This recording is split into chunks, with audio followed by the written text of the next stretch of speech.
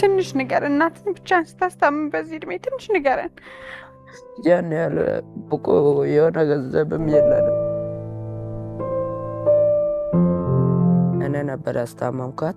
ምንድን ነው የሚለው አባታቸው? መጀመሪያ ተነስቼ ለእነሱ ቁርስ እሰራለሁ። ከዛ በኋላ ቁርስም ከሰራ በኋላ ለእናቴም ትንሽ አጥሚት እሰራለሁ።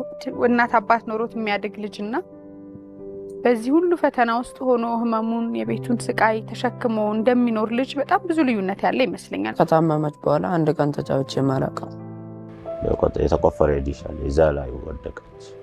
ያ ማታም የምትሞት መስሎኝ ነበረ። ጠንካራ ልጅ ሀገር እንደሚረከብ ትውልድ ብዙ ነገር እንደሚያደርጉ ተስፋ አደርጋለሁ። ማንም ሰው ተገበል ነበር።